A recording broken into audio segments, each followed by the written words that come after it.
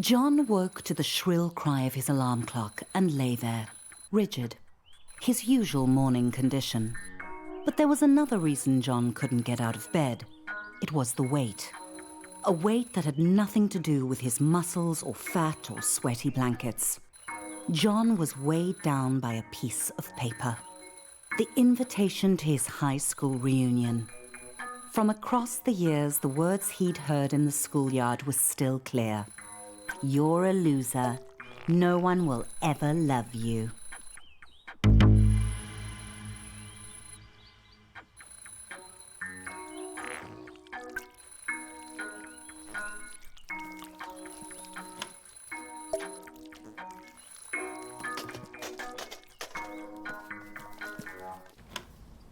John had 3 months until the reunion to turn his life around. First, he needed to clean up.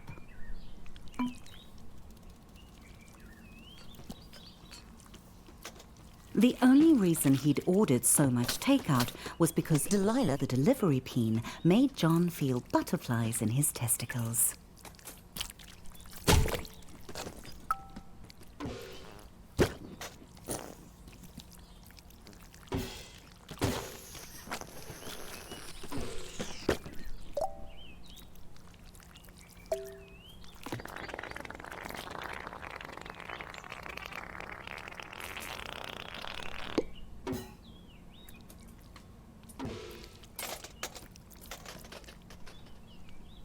John's head was on fire. He seemed surprised. He shouldn't have been.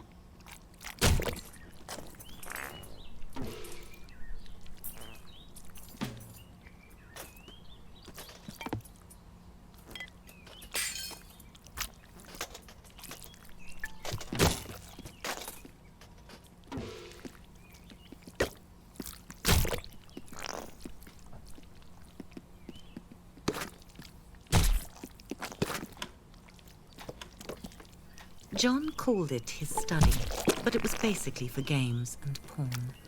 Mostly porn.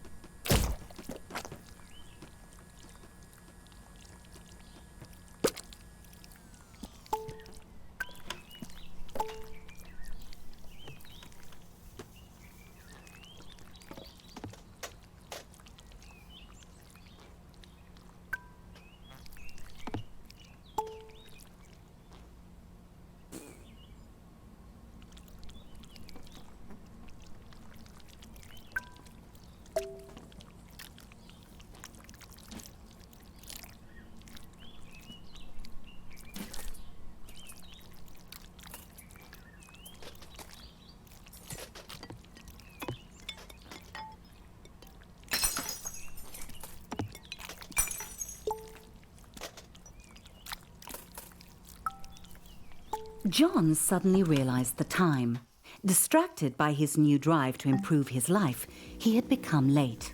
He needed to hurry, or he'd miss the bus to work. John had left his apartment late, but if he caught the express bus, he might make it to work on time. John didn't really like his job, but it had 2 qualities in its favor. 1, he could pay his rent, and 2, Barbara. Currently John's top candidate for his reunion date.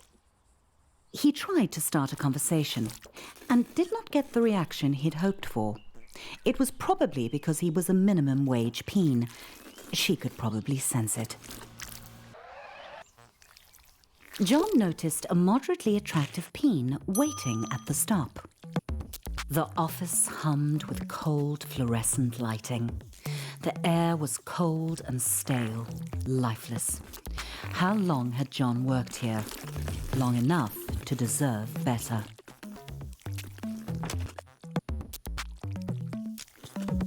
John was late, but he felt daring.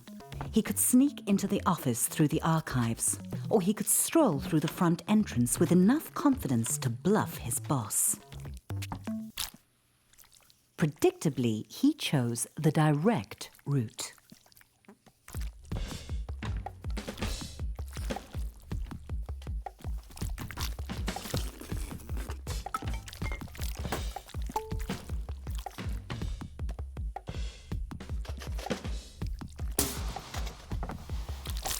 John was nearly trampled by the morning coffee rush.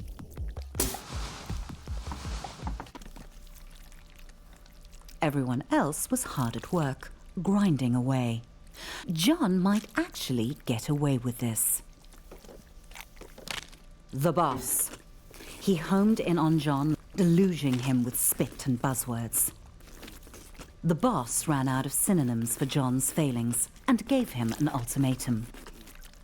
Barbara would definitely not be interested in dating John if he was unemployed.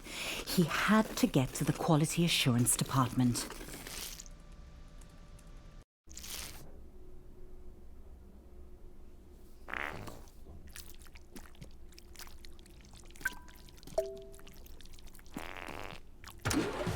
There might be a faulty dildo just waiting to cost the company millions in lawsuits.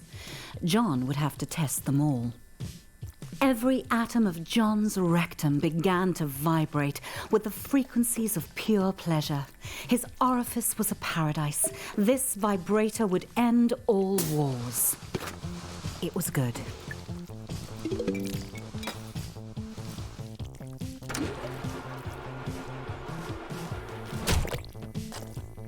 That one was good too. The Prostate Pounder X900 series, the most advanced vibrator on the market. Sweet mother of no, John, that's too much pleasure for one anus to handle.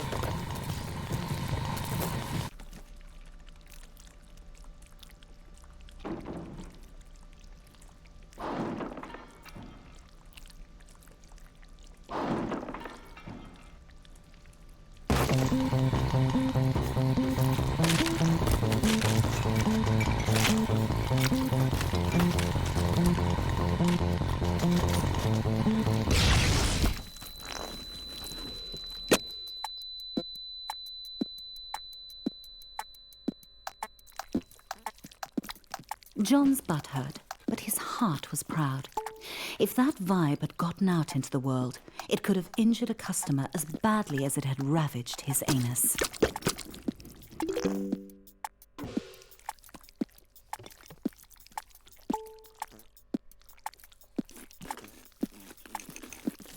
The boss arrived and congratulated John on taking one for the team and jumping on the hand grenade, or in this case, putting it up his butt. John was having trouble following the conversation because he was quite high on suppository painkillers.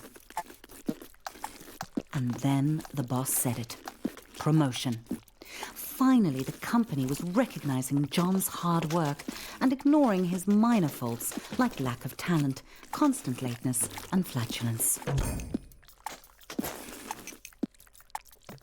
John's new office smelt like polished wood and success.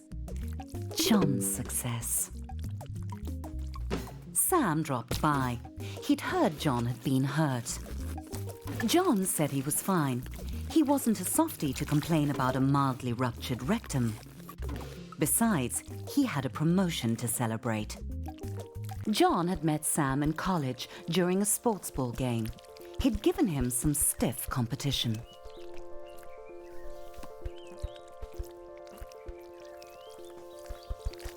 Not stiff enough.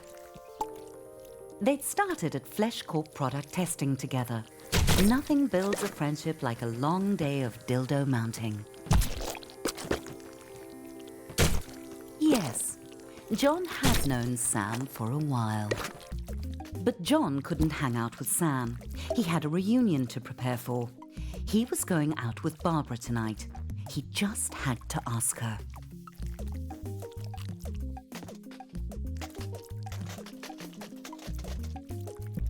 Everyone was quiet, listening to the presentation. A good moment for John to ask Barbara out. That's not Barbara, John. Nope.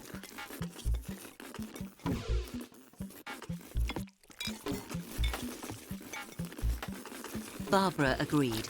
Well, she nodded. Sort of. Things were really going John's way.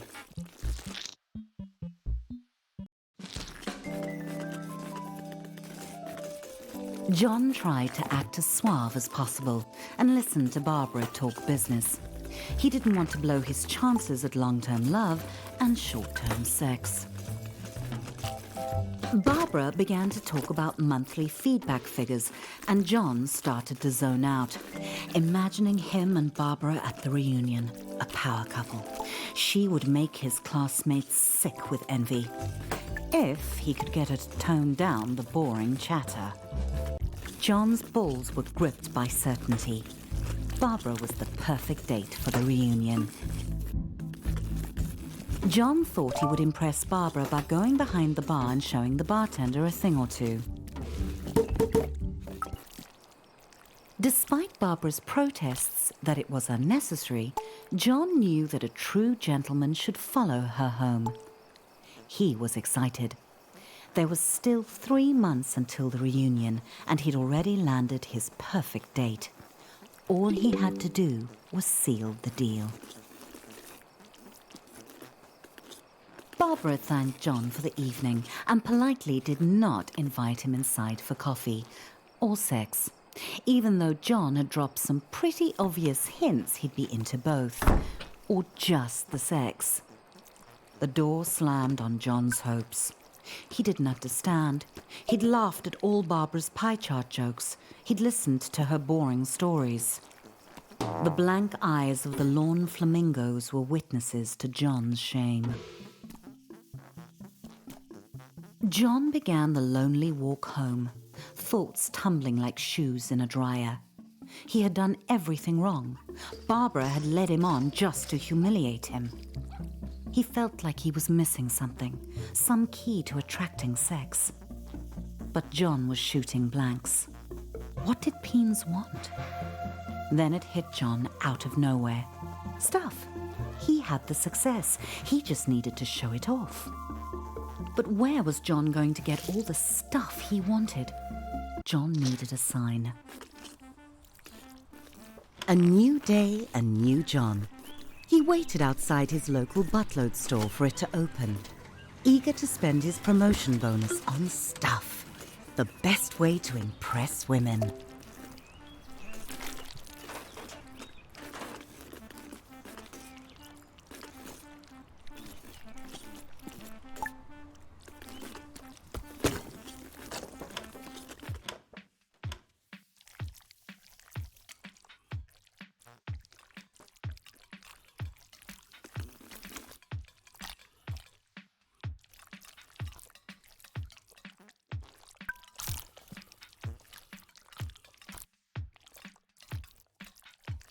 Suddenly it occurred to John that he was going to make a lot of choices, and every one of those choices would tell the world who he was. How could John decide? Just so Moorish. Maybe one more. What would a date think when they sat in John's home? Comfort or style?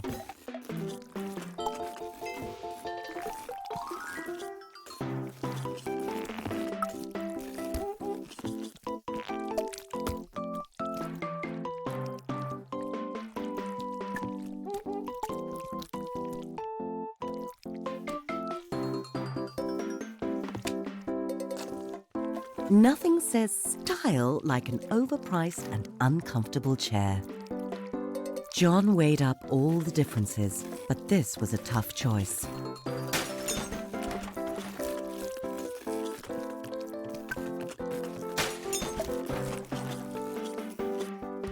Something told John this was the TV for him. John chose the extremely, obviously bad TV.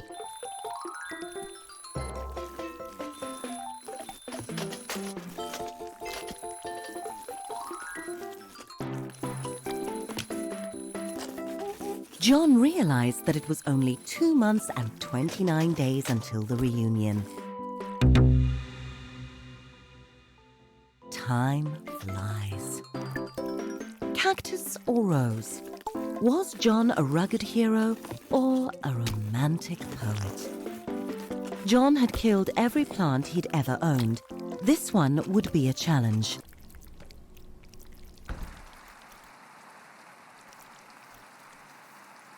There was nothing John could take with him to the grave.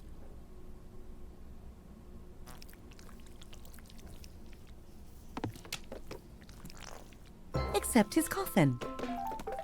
Death is inevitable. Style is not. John liked to get his pizza delivered. That way he could see Delilah, the delivery peen. She always made him smile. John knew that Delilah thought pineapple on pizza was an abomination. What bedding would Delilah prefer? John couldn't help wondering.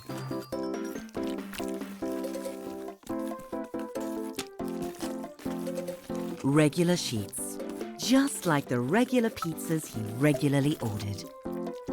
Devoid of any sense of style, buying new clothes would be John's toughest challenge.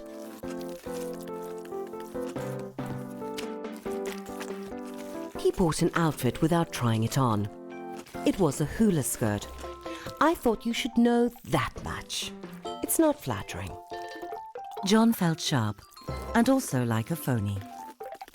Music, the food of love. Should John go retro-sophisticated or just retro? John was sure he could just pirate extra records. Every can was made of metal, pulled from the bones of the earth, wrestled to the surface and smelted in roaring furnaces. All so John could buy peas preserved in salty water and stick them up his butt.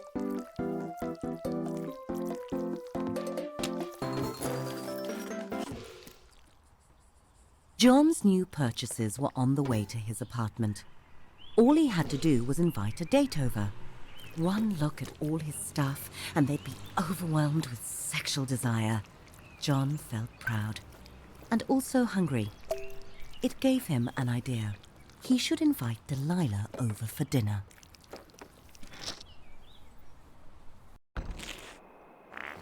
John was excited. Delilah was on her way. He just needed to set the mood. John hoped she didn't have allergies.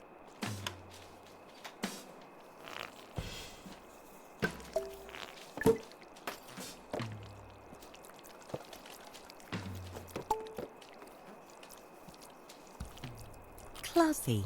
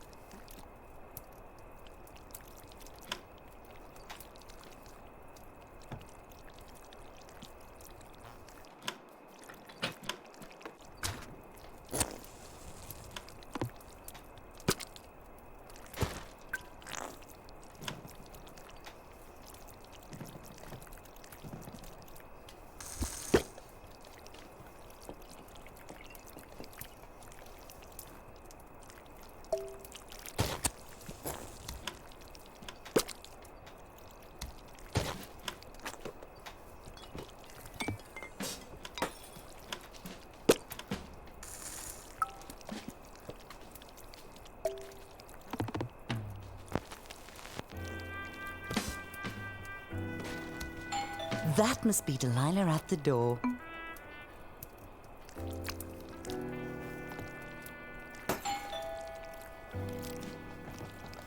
The door opened and there was Delilah. John gulped down his nerves and invited her in. John could tell that Delilah was impressed by his stuff. It was time to crank up the mood to seduction. John wanted to offer Delilah wine, but he'd already popped his cork. Delilah started looking as nervous as John felt. He assumed it was because she was shy too. They really were compatible. Of course, at the reunion, he couldn't mention Delilah was a delivery peen. That would be embarrassing. Delilah suddenly headed for the door. And just like that, John was alone again. Delilah hadn't even looked at his stuff. The rejection burned. John felt insignificant. He had everything he wanted. The job, the money, the stuff. So much stuff. He wanted to destroy all of it. Shove it into the abyss. His stuff didn't matter. Be gone, boxes! He was a shaft in the machine. A lonely piston pumping away like all the others in his rigid place. Nothing special about him. Why should Delilah or Barbara or any other peen be interested in dating him? He was just like everyone else and they could tell. Stupid records. Take that, TV. John wanted to be special, but he had to face the numb truth. He wasn't. And all the money and stuff he'd ever accumulate wouldn't change that. He thought it would make him unique, but it just made him more like everyone else. He should leave it all. Get out of this little town and go on an adventure. See the world. He was a boring corporate drone, but he didn't have to be. He could be a traveler, exploring jungles and climbing mountains. He could visit the wonders of the world and get his picture taken. Like Peony Island, the unspoiled paradise he'd seen on TV. That was it. John had to travel. Bags packed, John was ready to put 5,000 miles between him and his problems. He was leaving it all behind.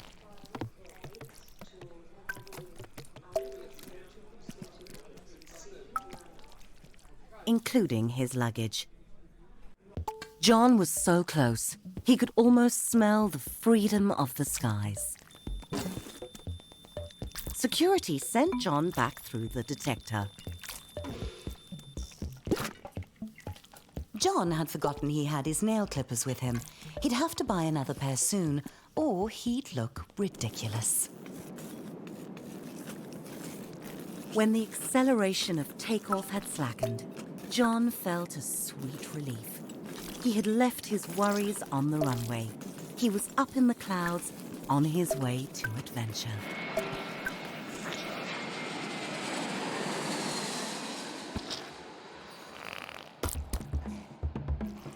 John's adventure had begun at last, and clearly it was a small world after all, and also a flat one. That was going to piss off the globeheads.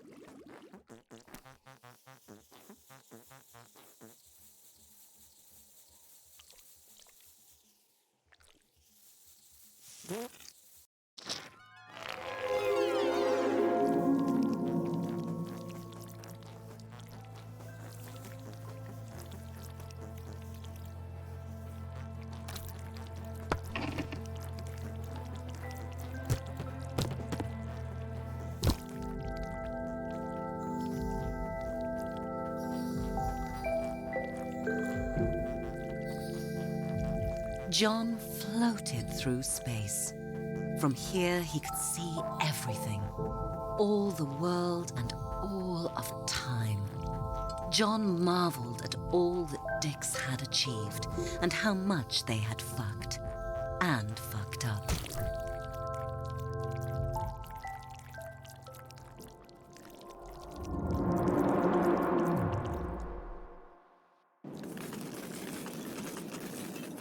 John woke up sweating, the strange dream fading from his memory. He was on his way back home, a more interesting and developed person, with 100 Buttstagram photos to prove it. Finally, everything was going smoothly.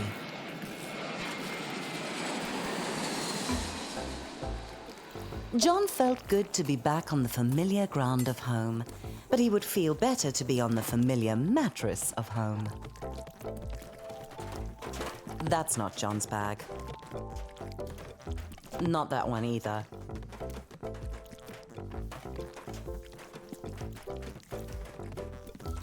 Nope.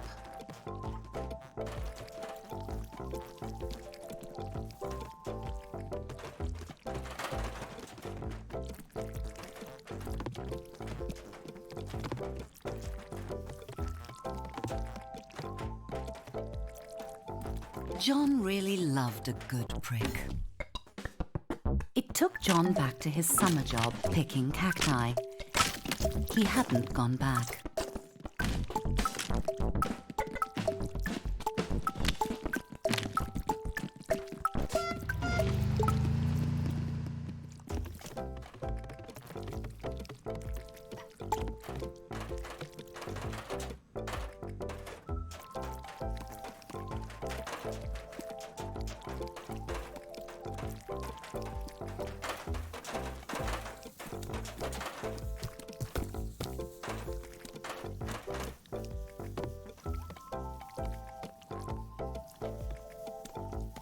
Ah yes, John's bag was right where he had left it.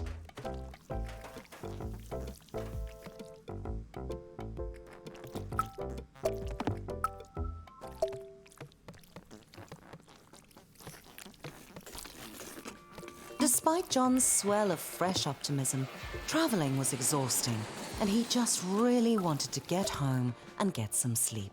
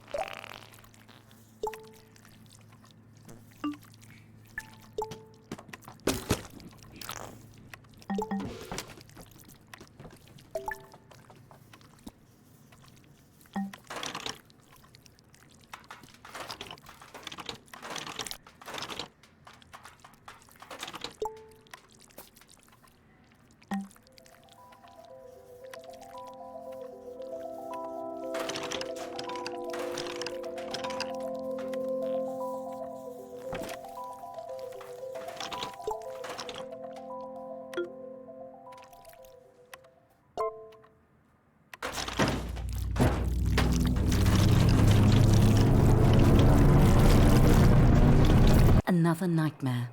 John's stress about getting a date for the reunion was making him think of her. Harmony. He hadn't seen her in years. Would she be at the reunion? John shook off the thought. He wasn't a child. He was a fully grown penis.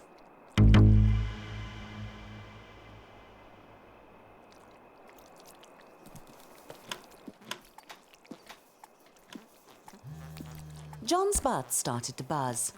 Had he left a vibrator up there? Whatever it was, he should get it out. John's old phone. They really were indestructible. It was Sam calling.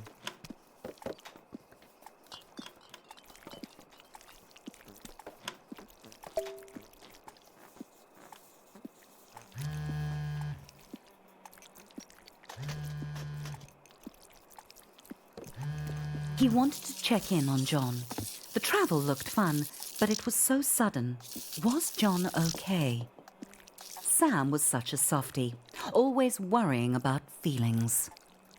John had only one feeling, and it was the feeling of being awesome.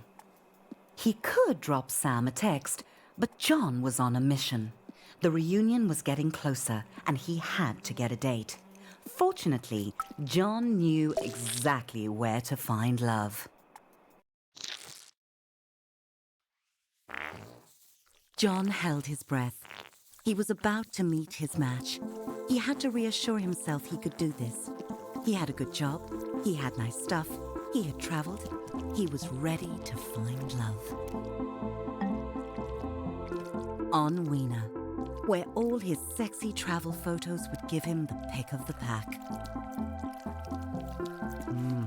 Hot. Sexy. Very nice. Nice shaft. Very hot. Gorgeous. Worth a shot. Looks hot. Please. Please.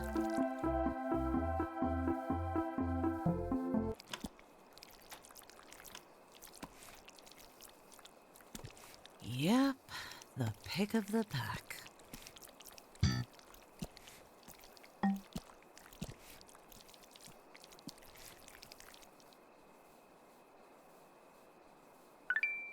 Yes!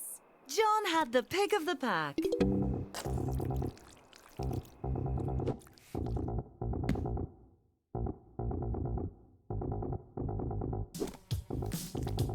John valued honesty in a date, but he had been expecting a different kind of dirty.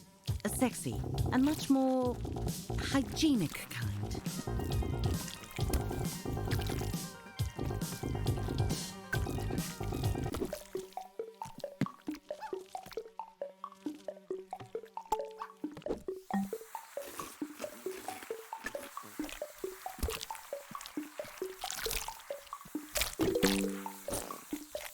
John was scared of getting circumcised so late in life.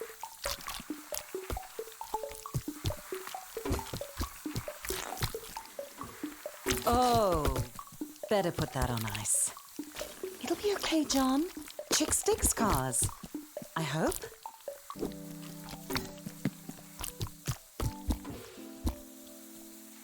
After the reattachment surgery, the doctors had told John to rest. So he did, for 6 hours.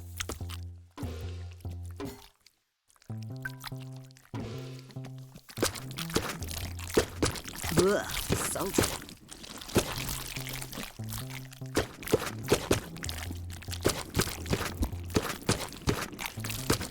Ugh. The date was off to a great start. Don't offer her popcorn, John.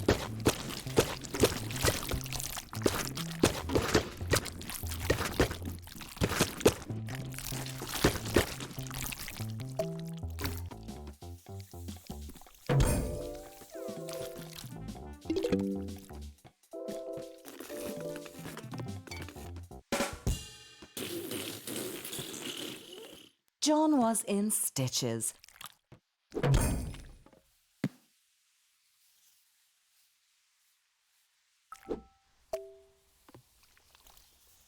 Karen had invited John straight over. She was not fooling around. Very exciting. And now she wanted him round the back. Karen let John know that the cake was only for the kids. So was the candy and the piñata. And that she'd be back in 1 hour.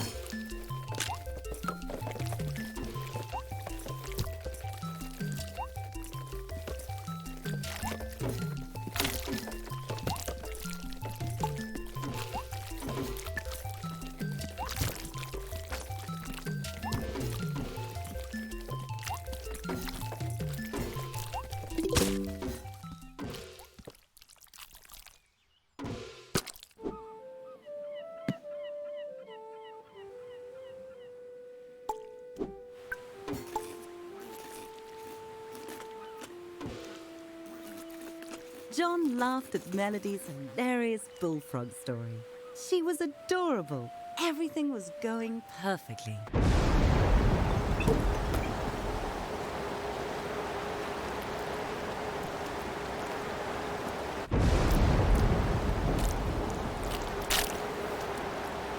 John never saw Melody again.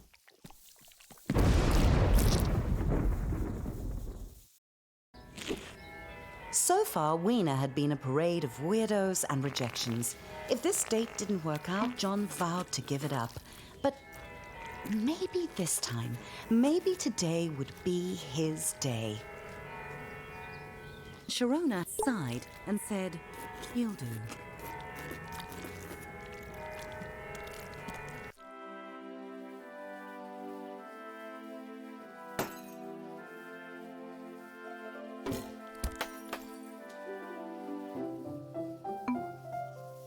John felt a little underdressed and a lot overwhelmed. He was surrounded by strangers, and Sharona was glaring at the muscular groom. At least John hadn't missed out on the cake. John realized that Sharona had only brought him to create some penis envy. What a terrible plan, for so many reasons. John got excited. They were going to cut the cake. "He's mine!" Sharona screamed as she launched herself at the newlyweds. Suddenly, penises were up and yelling, "No, he's mine!" It was a no-holds-barred cockfight.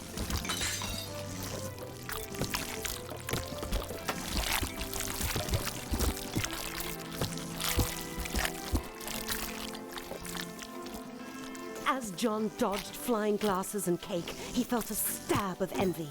The groom had dozens of penises after him, and John had none. It was just wrong. John left the screams and explosions behind him. It was a disastrous end to his online dating. He had tried everything, and it just wasn't good enough. Swans were so simple. If you gave them bread, they liked you. But you can't take a swan to a reunion.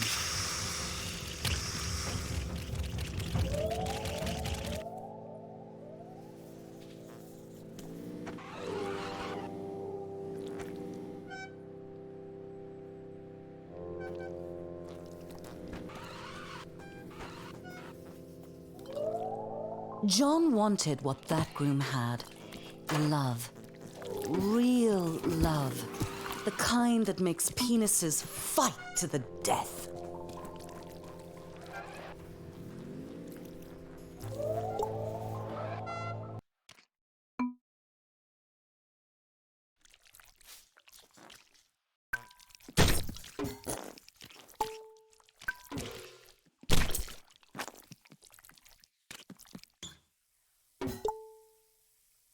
Days later, the question was still bugging John. Why were so many penises in love with the groom, but no one loved John?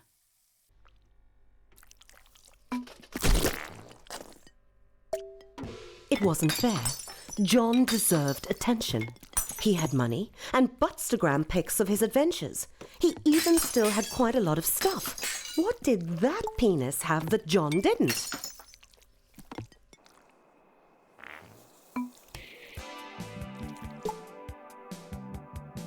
Then it hit John. That penis was so strong and hard.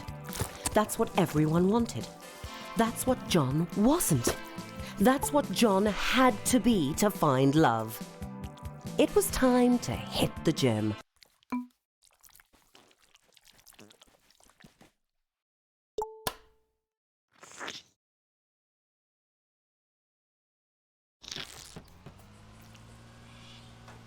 John arrived at his local gym. A part of him couldn't believe he was here. He just wasn't a gym penis. But John had tried everything else. If he wanted to get the perfect date, he'd need to sign up. Sam? What was he doing here? Of course, Sam was married. John's theory was right. If you get muscles, you get love. Out of nowhere, Sam asked John how he was doing. Really doing. For a moment, John wanted to be honest, but he didn't come to gym to be a softie. John was here to get hard.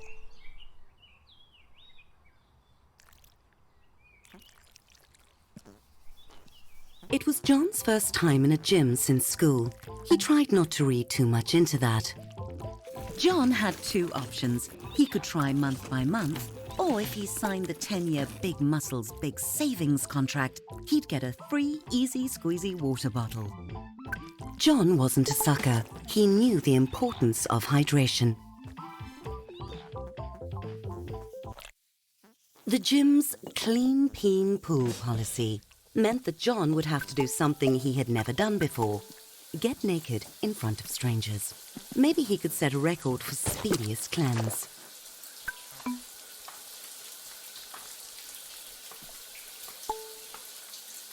Naked, John could feel the blanket of steam intimately against his private parts. John pretended he was alone and not surrounded by wrinkly, wet cocks. What was John nervous about? That he would be laughed at? There was nothing funny about a naked penis.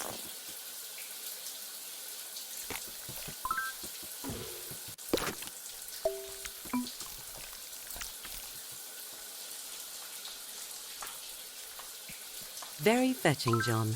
It even matches your tan lines. Time to conquer the pool.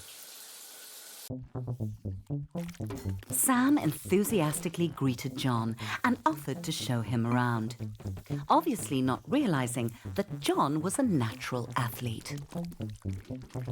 The pool was like baptism, the icy water washing away John's flabby flab. He found his stroke, gliding through the water like an eel with large, ungainly testicles. This wasn't hard. John couldn't believe Peens actually got gold medals just for splashing around. Maybe he could become an Olympian. He was slowing down a bit, flailing a bit, but John pushed on, knowing that looking good in a Speedo was the only thing that could save him from an empty existence. John wanted to take a break, forever. The pool was not his friend. It was not the blissful wet dream of his fantasies. It was a hellish prison of murderous fluid determined to drown him. No wonder life crawled out of the sea, desperate to escape the water. Done. John had not drowned, but more importantly, he had not quit. Time to hit the weight room.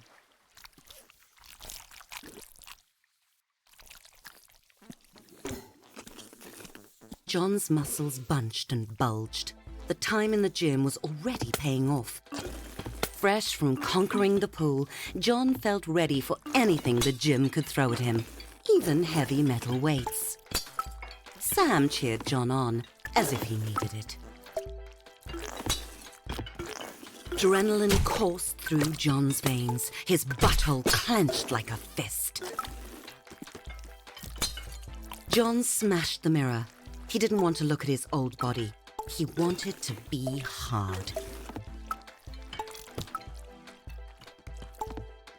John was forging himself into the Peen he saw on movie screens, bulging and sweat-slicked, hard and shiny. Boom!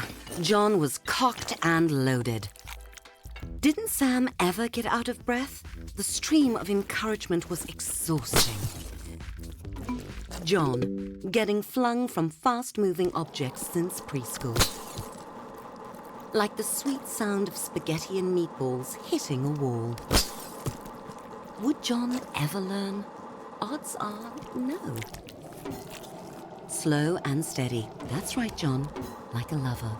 Or pouring gravy.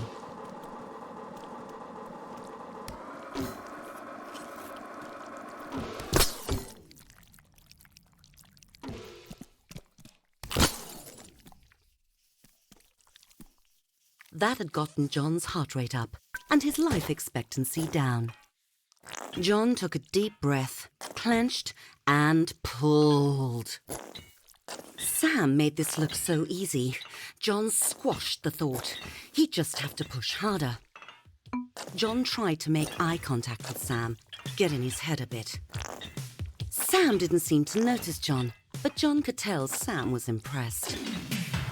Even though he still hadn't looked at John, not that it mattered to John, because John was in the zone, deep in the zone. With the sound of a deflating truck tire, John's sphincter gave out. Sam congratulated John for trying and told him it was okay to take things slow, as if John was going to quit. Well, he wasn't. John had a mission, and the reunion was getting closer.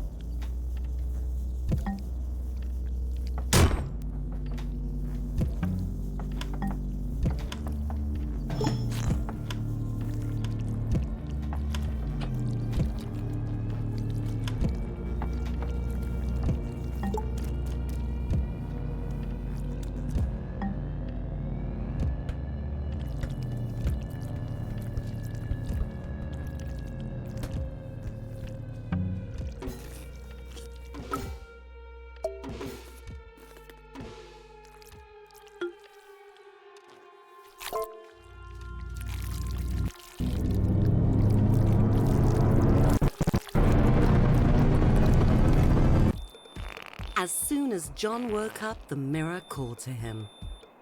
His abs looked like a pack of vacuum-sealed hot dogs. Tasty. Jim had remade John into a sculpted Adongus. He was finally everything a peen should be: successful, traveled, and photogenic. It was time for his morning pre-gym workout.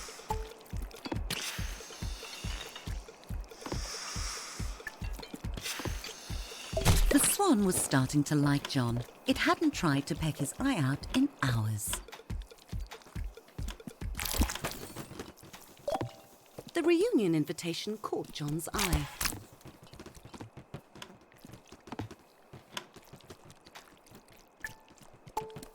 He read it again, and again, stunned. He'd gotten the date wrong. Very wrong. The reunion was tonight. Tonight! He'd have to go alone. They'd all be there, and they'd look at John and they'd know he was still a loser. No, there was still time. John needed a date fast. He'd have to go out. He'd have to make an impact. John had to dress his best, only better. This isn't the time for comfort, John. That's a choice, I suppose. There had to be someone single and desperately alone in the city. Someone besides John. He just had to find them. John went straight to the nearest bar. Sure, it was still early, but he couldn't waste any time. There must be some day drinkers he could pick up. It was a classy place. Even the vomit was high quality. The bouncer looked like a hagfish that had taken up lacrosse.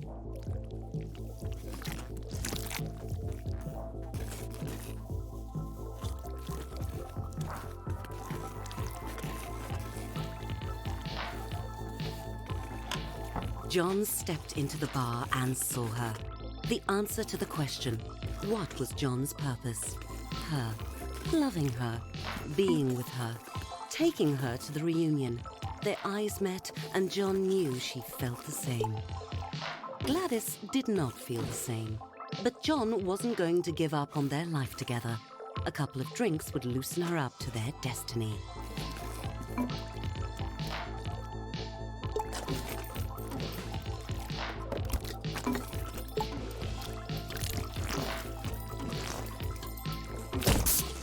Wow, Gladys was not an amateur when it came to drinking. John had to keep up. It was working. Gladys was definitely warming up to John.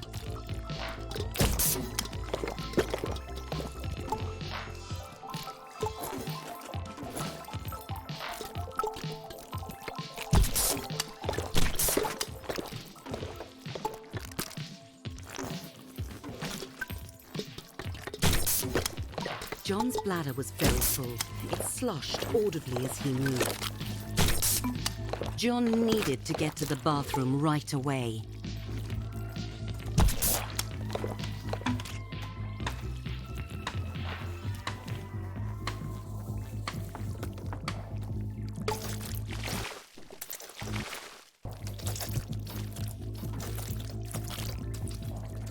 Holy balls! John had never felt such relief.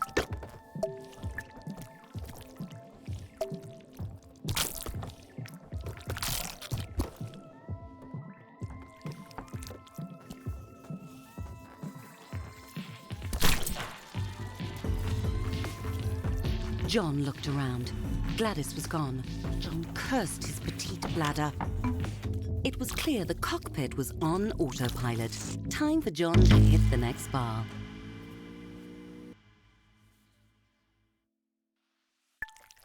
John's anxiety had sunk under the surface of the beer he'd drunk, while his confidence was floating high. This was the place he'd find love.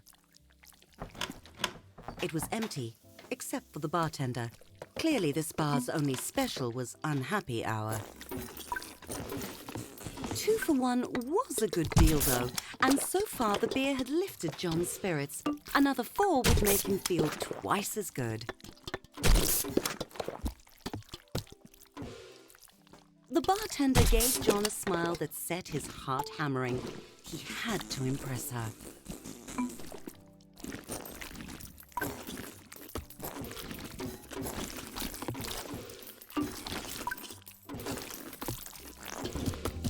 What was so offensive about offering a big tip in exchange for a date? John had thought bartenders loved tips. He needed to find a better club, one with a vibe.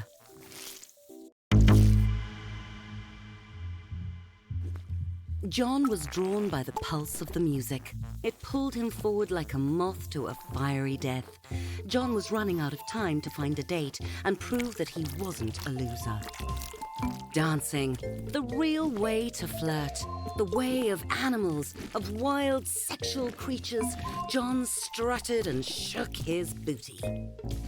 With booze buzzing round his head, John found himself on the dance floor. Everyone was up close and sweaty. John was exhilarated. He felt alive. John was working himself up to try a little bump and grind.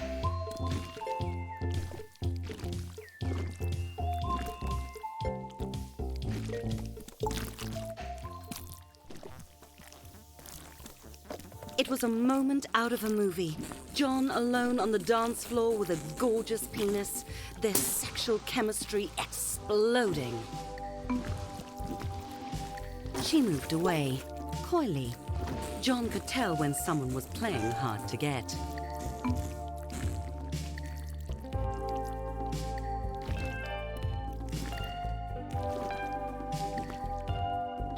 He let her marinate in the tension before making his move.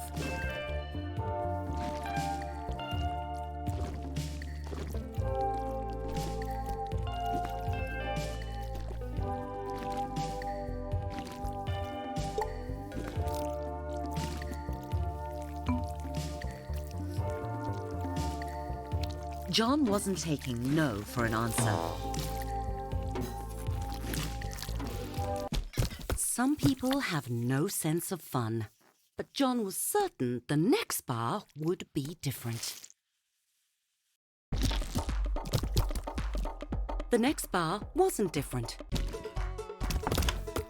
John couldn't understand why everyone was so sensitive. It was like no one wanted to have a good time. Like no one had a sense of humor. John had meant that as a compliment. When did the world get so uptight? John's ego was as bruised as his shaft. He had to admit it. He'd failed.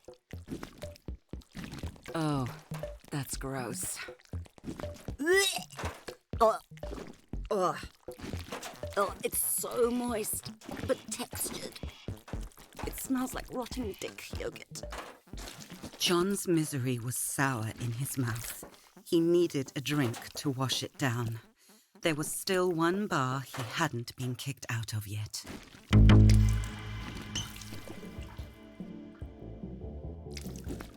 John had cleaned himself up as much as possible. He really needed a mint.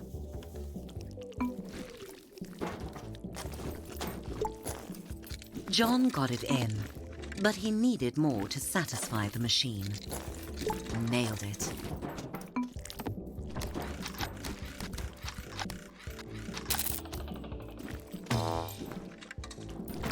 John let out his anger, his frustration. Life was a shitty joke. It wasn't fair. You want to mess with John? Do you? This is what you get. Fuck you, you fucking thing. You had one job. That's how you get what you want. Menthol. John wanted the strongest drink they had. Rough night? Someone asked John. He hadn't noticed her when he came in. But now he did. It really had been a rough night for John, but he felt a little better that someone cared enough to ask. It was a pity they were only sort of attractive. But destiny had given John a second chance. John made his move. Unfortunately, according to Alice and to her boyfriend Chadrick, John lost it. How had John gotten into this mess? He asked himself, as though he hadn't punched first. Get him, John! I can't watch. Don't hold back! Give it to him! Brutal. John had survived. No, he'd won. He'd won! He'd won! He wasn't a loser. And there was the proof lying in a bruised, bloody heap. John didn't need a date to the reunion. He needed to go over there and beat the pre-cum out of those dicks. High school reunion, the perfect time to teach someone a lesson.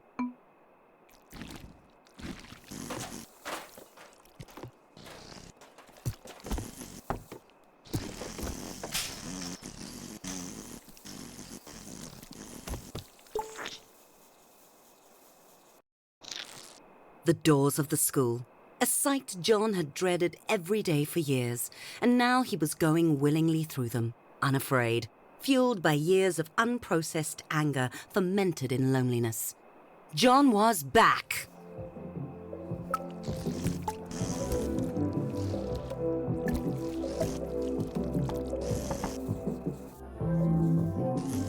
The chickens were coming home to roost, and they were all cocks.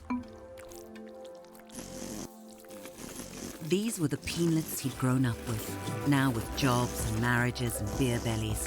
John was surprised at how ordinary they all turned out. That's the stuff, John!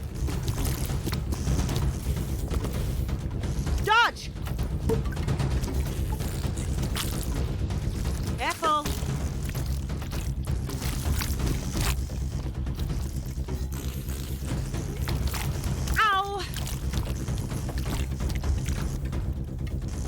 Shake off the pain, buddy.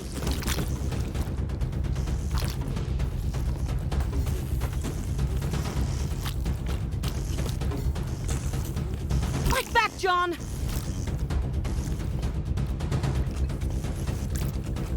How do you like that? Get in there!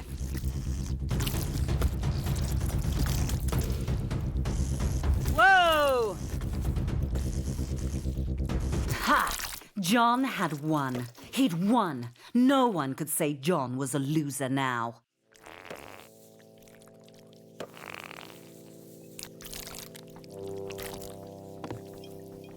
John's primal joy faded as he saw how the other penises looked at him.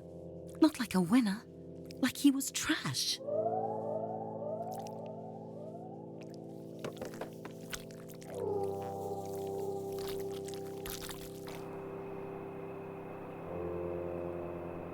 John tumbled down the steps, hitting every bruise on his length and his ego.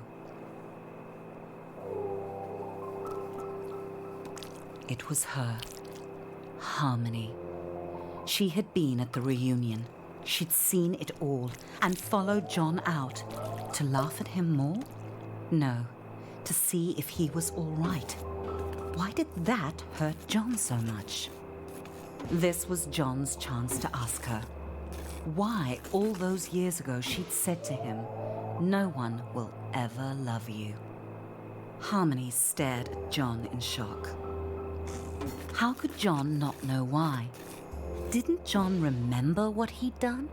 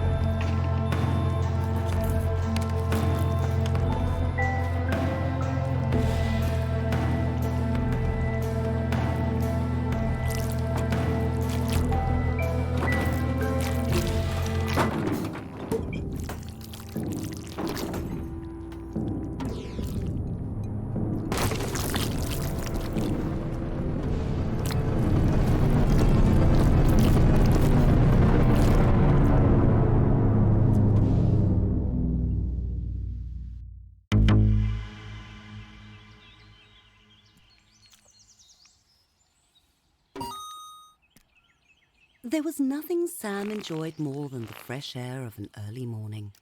The dew sparkling on the grass, the music of the trees, space to think.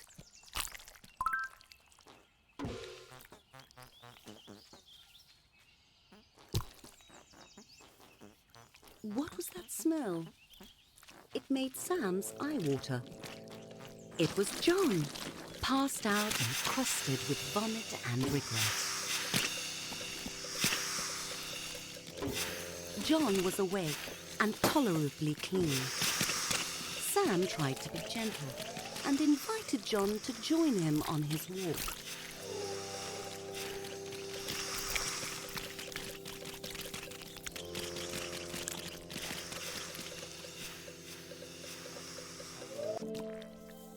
Sam coaxed John along. It was like herding compost.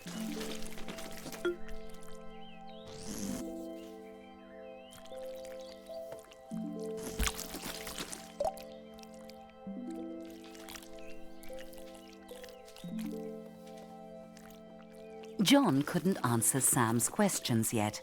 How had he ended up such a wreck?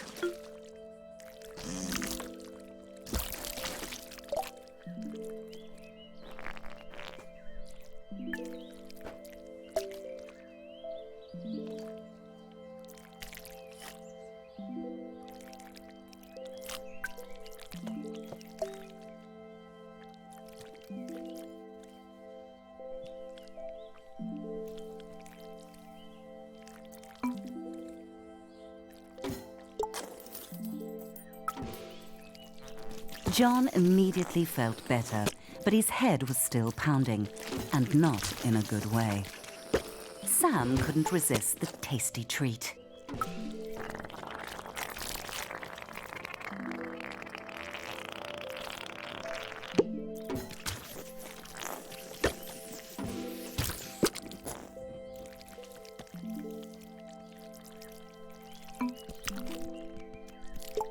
John's stink had given Sam a headache too. The throbbing ache dulled. John was feeling much more himself, and he realized that was not what he wanted to feel. Even that bit of senseless destruction couldn't cheer John up. Sam saw his friend's misery. He suggested they keep going.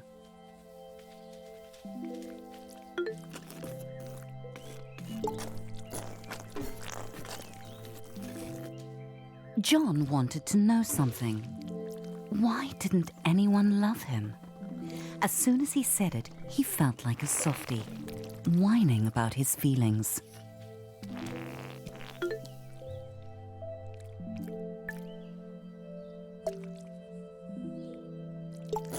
But Sam didn't make fun of him. Sam asked him to go on. And so John told him the whole story, about how hard he'd made himself and how unfair it felt, and everything he'd done. Saying it out loud, John realized he'd sounded like an arsehole. But he'd done everything right. Why didn't he get what he wanted? Why didn't John get love? Wanting someone isn't the same as loving them, said Sam. You'll figure it out, John, but you have to keep trying.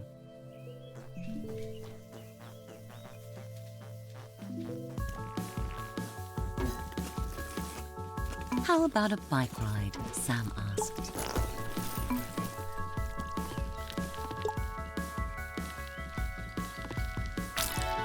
John struggled to get his balance, but Sam told him not to give up.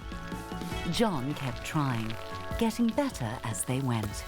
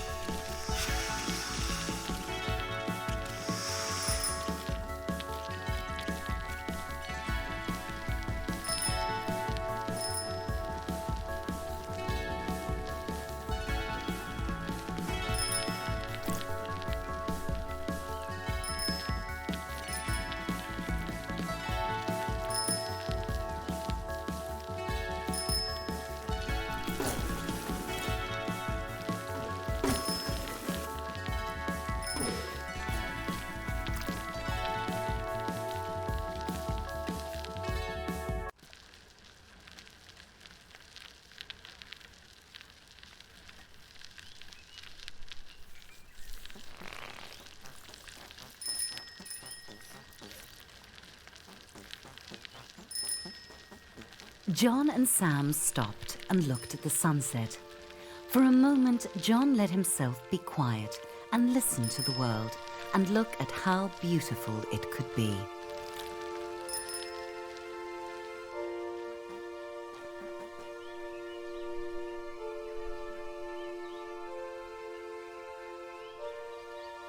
Life can be hard, said Sam, but that doesn't mean we have to be.